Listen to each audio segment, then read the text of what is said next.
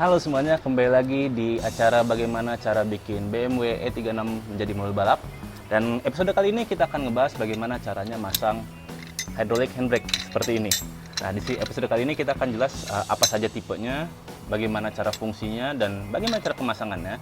Buat teman-teman yang kalau pengen pasang beginian di mobil kalian, itu bisa kalian lakuin sendiri.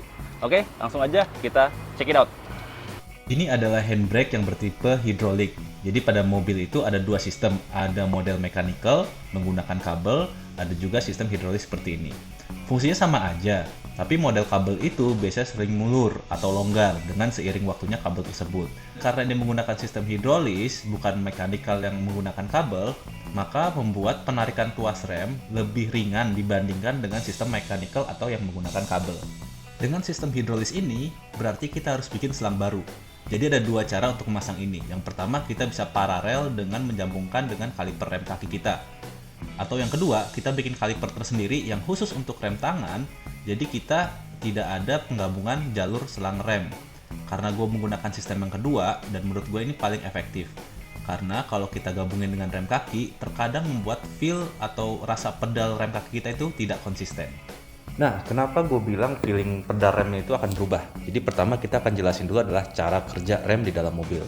Intinya adalah pedal rem yang kita punya, kalau ditekan, dia akan mendorong push rod master rem ini yang menyebabkan minyak rem yang di dalam master rem itu akan terdorong melalui pipa dan masuk ke dalam kaliper rem yang menyebabkan ini dapat memperlambat laju kendaraan kita. Jadi ada dua tipe. Yang pertama adalah tipe single caliper, yang kedua ada double caliper yang akan kita pasang. Jadi kenapa gue bilang dapat berubah feel pedal rem itu? Jadi ini adalah pipa jalur rem yang masuk ke dalam kaliper. Dan karena kalipernya satu, kita akan joinkan dengan hydraulic handbrake yang akan kita pasang, yang menyebabkan akan ada dua pipa di dalam sistem rem kita yang menuju ke dalam satu kaliper. Dan kalau kita aktifkan kaliper ini, kita tarik, dia menyebabkan minyak yang di dalam master cylinder ini terdorong masuk ke dalam kaliper. Jadi kita kayak ngunci remnya lah. Tapi bukan kejelekannya ya, kekurangannya dari mekanisme adalah pipa yang satu lagi yang dari pedal rem, dia tidak bisa kemana-mana nih minyak remnya. Kesini nggak bisa, kesini juga terdorong, yang menyebabkan minyak rem yang di dalam pipa untuk rem kaki ini itu akan terdorong balik ke dalam master cylinder, sehingga kalau kalian injak remnya, dia akan keras, akan bagel, dan tidak bisa melakukan pengereman dengan sempurna. Nah, disitulah kekurangannya kalau kita pakai single caliper. Bisa dipasang, bisa ngerem tangan, cuman gue agak kurang pede kalau misalkan nyupir rem kakinya tuh bagel. Jadi kita akan pakai sistem yang double caliper. Dan kita akan pasang kaliper satu lagi di sini, jadi akan ada dua kaliper, satu di sini dan satu di sebelahnya. Kaliper yang satu ini kita bikin untuk jalur rem tangan, jadi tersendiri nih. Jadi pada saat kita tarik, minyak remnya akan masuk ke kaliper yang ini. Dan satu lagi untuk minyak rem yang kaki, dia akan masuk ke kaliper yang satu lagi. Nah, di sini tidak akan ada penguncian atau lock atau minyak rem yang bingung lah mau kemana larinya, karena semuanya akan jadi satu arah, yang menyebabkan kalau kita tarik rem tangan dan juga rem kaki yang bersamaan, dia dapat melakukan pengereman dengan sempurna. Ada dua tipe handbrake. Yang pertama adalah model pull up seperti ini. Jadi kita tarik rem tangannya ke atas kayak mobil standar. Dan ada yang kedua namanya itu pullback, seperti yang kalian lihat di drifter-drifter profesional. Untuk penempatan rem tangan, gue posisikan dekat setir atau jangkauan tangan gue itu tidak terlalu jauh dengan setir. Dan di sini gue menggunakan tipe pull up karena gue lebih terbiasa menggunakan seperti mobil standar ya. Jadi tergantung referensi kalian aja. Dan yang kedua itu pastikan tidak mengganggu tongkat persneling Anda, biar nanti pada saat ganti gigi tidak terganggu proses pergantian giginya.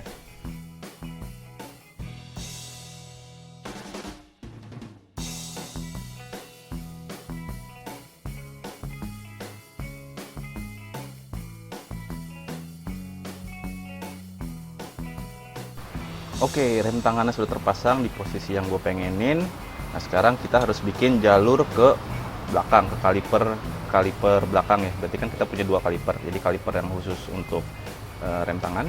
Di sini udah gue siapin pipanya, tinggal gue ukur. Nanti kita akan bikin bending atau belokan dan juga drat yang sesuai dengan ulir di sini. Jadi nanti ini kita akan bikin bendingan atau dibengkokin menggunakan pipe bender.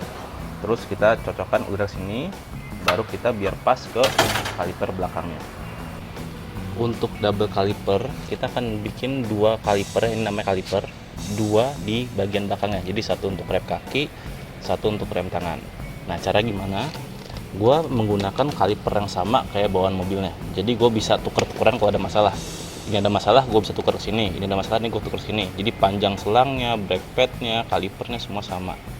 Jadi mempermudahkan gue kalau nanti gue ada kerusakan yang bisa gue substitusi. Jadi nggak beda-beda mobil. Nah, itu gue rencananya gue pakai punyanya BMW juga. Terus kita harus bikin dudukan di sininya. Jadi gue mau pasang sebelah-sebelahan. Nah, itu udah gue bikin tadi pakai karton, pakai gunting. Ini jadi bikin dudukan ke sini. Ya, jadi kayak gini lah. Kita tempelin ke knuckle-nya. Ini kita akan bolongin dan kita akan bikin dari besi lagi. Nah, ini kita bikin prosesnya. Yang paling penting adalah pada saat pemasangan kalipernya itu, ini ada ventingnya ya, atau buangan anginnya. Mungkin kelihatan ya di sini.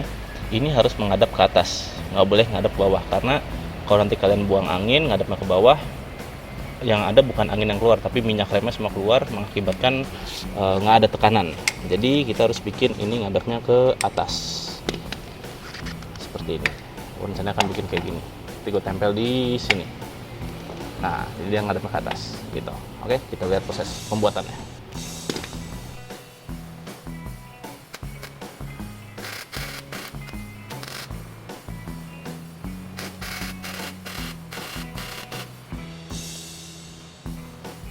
Yang perlu diperhatikan pada saat bikin bracket kaliper yang baru adalah kelurusan kaliper terhadap piringan rem. Jangan sampai miring, kalau miring itu bisa bikin macet. Dan yang kedua, pastikan seluruh permukaan kampasnya itu mengcover piringan rem kita. Jadi tidak ada yang gantung dan tidak ada yang berlebih.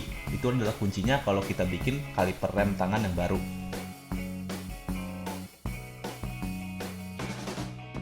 Ini dia hasilnya. Jadi kaliper kita ada 2, satu buat kaki, satu buat rem tangan.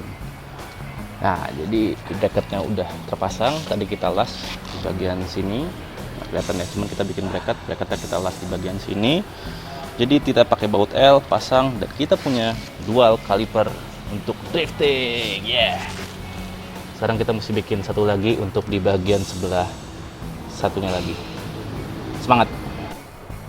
Oke, double kalipernya sudah terpasang. Ini tips buat kalian adalah, kalau kalian pasang kaliper rem atau bikin double kaliper, pastikan buat nepel pembuangan anginnya itu ada di atas kaliper. Contoh seperti ini. Ini ada di atas kaliper. Jadi ini kalipernya, dia ada di atas sini. Biar buang anginnya gampang, dan kalau di bawah itu bukan buang angin, tapi buat buang minyak rem. Jadi nggak bakal master silinder lu itu bakal kosong terus, karena nepel buang anginnya ada di bawah. Contohnya seperti ini. Gue kayak salah beli, jadi pada saat gue pasang kayaknya kiri semua, dan sekarang nepelnya ada di bawah. Jadi setiap kali kalau gue ngocok handbrake, itu gue buang anginnya malah jadi kosong terus, nggak pernah keisi. Itu adalah salah satu penyakitnya kalau kalian pasang kalau kalian pasang brake caliper kebalik. Jadi mobil standar pun kalau kalian kebalik, yang nepelnya ada di bawah untuk buang anginnya, itu kalian nggak bakal bisa ngocok remnya sampai penuh, karena pada saat lu buang itu minyaknya keluar semua, bukan angin yang keluar. Tapi kalau kayak gini bukan berarti akhir dari semuanya.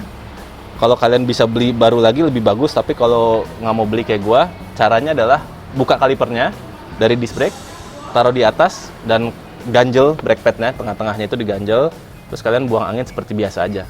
Nanti pada saat sudah kenceng, pasang lagi kalipernya. Jadi bukan akhir dari semuanya.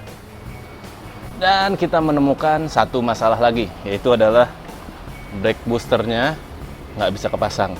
Karena pada saat gue bikin roll bar yang bagian depan, itu gue tidak bikin sesuai dengan boosternya, karena boosternya nggak ada, jadi gue kira-kira aja dah. Dan sekarang gue beli boosternya, dan ternyata tidak bisa terpasang. So, solusinya adalah 2. Kita beli pedal box yang harganya mahal banget, atau yang kedua kita bikin brake booster delete. Nah, ini kita bikin brake booster delete, cuman kata orang-orang pedal remnya bakal keras banget. Gue pengen coba ngakalin sebisa mungkin secara rasionya seperti apa, biar pada saat kita neken remnya itu tidak terlalu berat. Dan karena kita merubah tidak pakai booster, jadi di dalamnya juga harus kita rubah. Ada pedal rasionya biar kita nekennya nggak terlalu berat. Apa aja yang dirubah? Nah ini aja, kita lihat perubahannya. Dalam rumus penekanan hidrolis ada namanya pedal rasio untuk menentukan daya tekan dalam sistem hidrolis. Dan dari pedal ini, pertama kita tentukan adalah pivot titik tengah pedal rem. Jadi yang di atas ini titik tengahnya di mana, lalu kita sambungkan dengan titik ujung dari pedal rem yang biasa kita injak, tengahnya di mana. Dan kedua titik ini atau kedua garis tengah ini akan kita sambungkan dan kita cari jaraknya berapa. Dan ini kita sebutnya adalah poin A. Setelah poin A sudah ditentukan, kita cari juga namanya titik push rod-nya, yaitu tengah-tengah push rod yang ke master rem di sini dan dengan titik di atas. Dan kita sebutnya ini poin B. Untuk mendapatkan rumus tersebut, kita tinggal bagi aja poin A dibagi dengan poin B. Yang pertama kita hitung dulu nih titik A-nya ada berapa.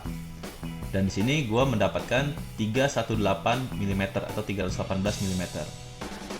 Dan untuk poin B kita ukur juga, kita mendapatkan sekitar 78 mm. Dari jarak ini kita bisa menghitung pedal rasio dengan cara poin A dibagi dengan poin B, atau 318 mm kita bagi dengan 75 mm. Dan ketemulah rasio standar kita adalah 4:1. Dan menurut gua 4:1 itu masih kurang. Gua mencari di kisaran 5-6:1 agar daya force yang diberikan cukup kuat. Maka gua akan geser nih sekitar 25 mm untuk poin B-nya agar gua mendapatkan titik jarak poin B itu 53 mm. Sehingga kalau kita hitung ulang 318 dibagi 53 mm itu adalah 6:1.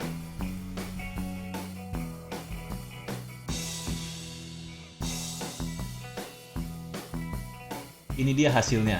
Jadi ada dua lubang, yang atas itu yang poin B baru kita, yang bawah itu poin B yang lama. Lalu kita bikin juga push rod untuk menekan master remnya. Dan ini gue bikin ada bracketnya karena kan beda banget dengan standarnya ya. Dan push rodnya gue bikin dua, jadi gue bisa ngukur seberapa panjang yang gue butuhin agar feel pedal yang gue rasakan itu bisa sesuai yang gue mau. Karena kita menggeser titik tengah push rod dari master rem, otomatis kita harus mencoak firewall ini agar master remnya itu bisa naik ke atas juga. Karena jarak push rod tersebut tidak boleh miring atau posisi tidak boleh miring, jadi harus lurus. Maka dari itu master remnya kita naikkan juga ke atas. Karena titik pivotnya kita rubah, tadinya di sini dan naik, otomatis masternya juga harus kita rubah. Ini kan kelihatan nih lubangnya. Nah, ini kita naikkan sekitar 25 meter, jadi bagian atas ini harus dicoak biar rasio pedalnya pas. Nanti kita bikin adjuster di sini yang panjangnya masuk ke dalam sini pas, biar kita bisa setel tinggi rendahnya remnya, kapan mau engage, kapan mau rilis. Nah, inilah caranya kita bikin pedal to ratio untuk brake master kita. Ini sudah terpasang, tidak menggunakan booster lagi. Jadi gue bikin plate di sini dari aluminium. Kelihatan nggak ya warnanya hitam? Nah, ini dari aluminium, jadi tidak pakai booster. Master rem langsung nempel ke body. Dan sekarang kita masuk ke proses bikin pipa minyak rem atau pipa hardline ya orang biasa bilangnya. Ini kita akan sambungin ke kaliper kanan kiri dan juga ke depan dan ke belakang agar semua prosesnya atau semua fuel system kita tersambung. Dan yang kalian perlu perhatikan yang pertama adalah di nipple serang rem ini atau hardline ini ada dua tipe, yaitu tipe cewek seperti ini yang modelnya masuk ke dalam. Ini kalian harus perhatikan ya, karena ini harus matching dengan kalipernya atau ujungnya.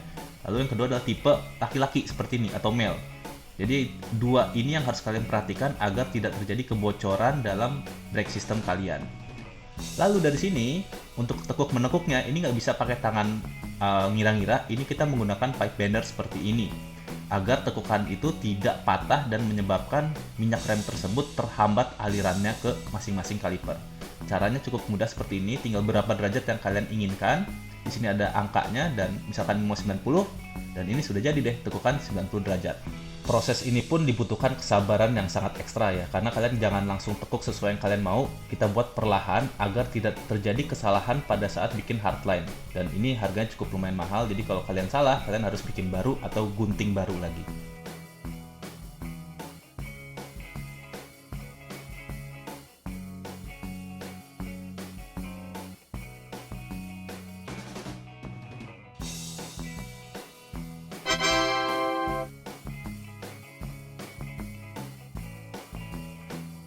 Ternyata selang rem gue tuh udah jelek banget.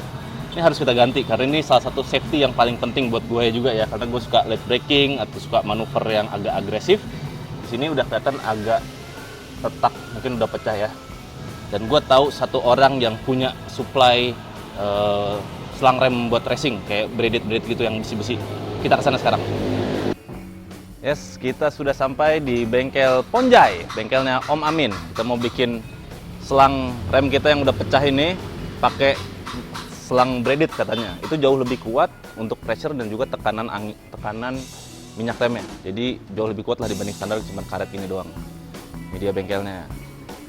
Dia bisa powder coat, dia bisa overhaul, dia bikin mobil balap juga, jadi komplit banget. Langsung aja kita ketemuin Om Aminnya. Ya.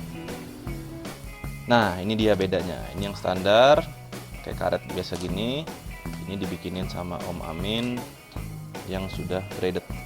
Udah keren banget nih. Ini kuat, pressure tinggi, kuat panas, dan gue panjangin sedikit ukurannya karena buat drifting nanti ada super angle, takutnya ini kurang panjang jadi tarik-tarikan. Jadi gue panjangin sekitar 10 cm.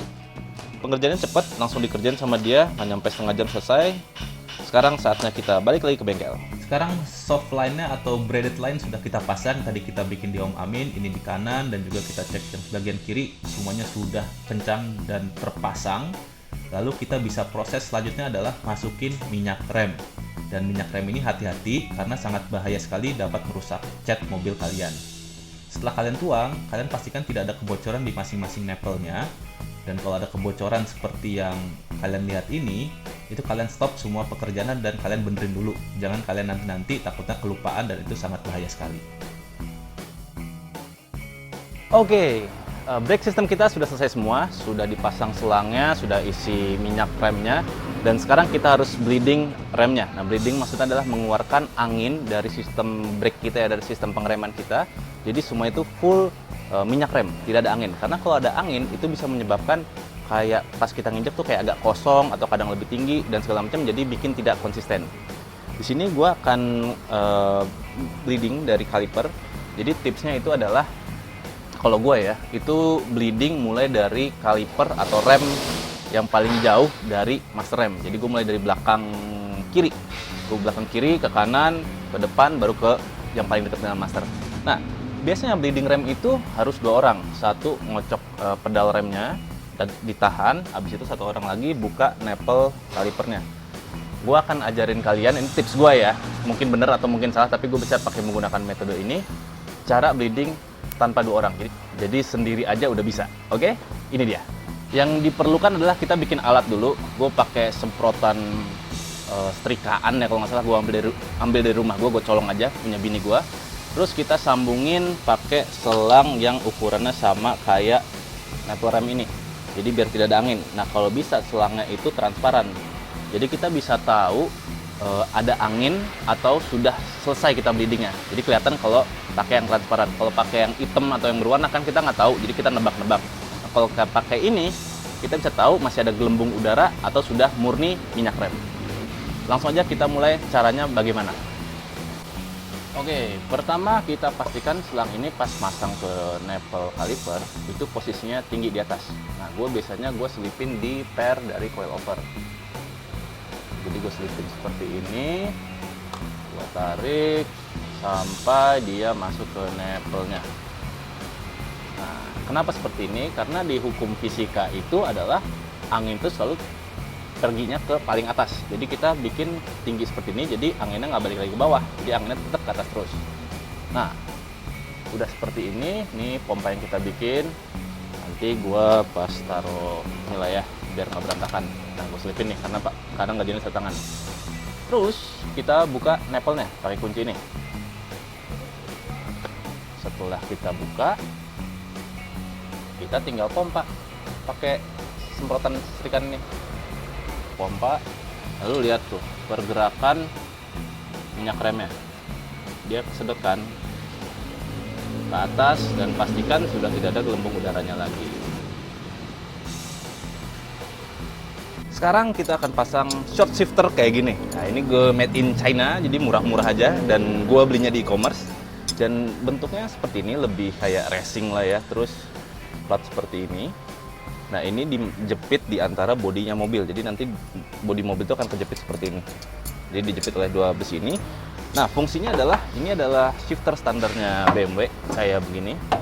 Nah, fungsinya itu kan kalau misalkan kita masuk gigi gitu ya, ini misalkan gigi satu, dia kayak jarak ke sini tuh jauh.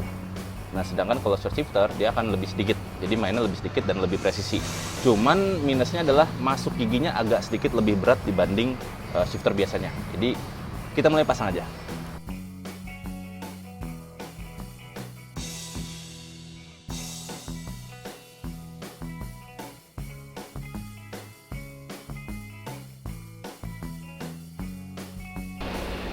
Nah, ini dia, handbrake sudah terpasang, sudah kita bleeding, tuh, udah keras. Terus short shift juga sudah terpasang, bentuknya akan jadi seperti ini dan mainnya jadi lebih deket. Tuh, beda sama standar BMW, tapi memang jadi agak lebih keras.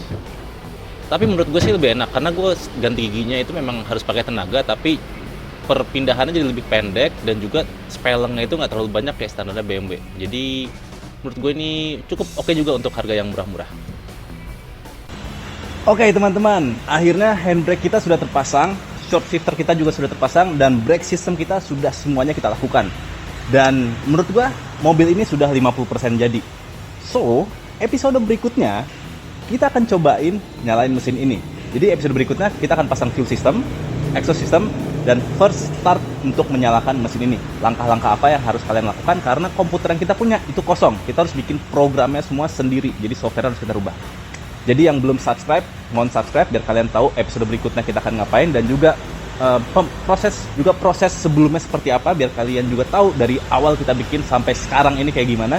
Gue sendiri itu senang banget karena gue ngerjain semuanya hampir sendirian, dan gue ngerjain cuma Sabtu dan Minggu karena gue kerja. Jadi jangan kemana-mana, saksikan terus episode berikutnya. Bye bye.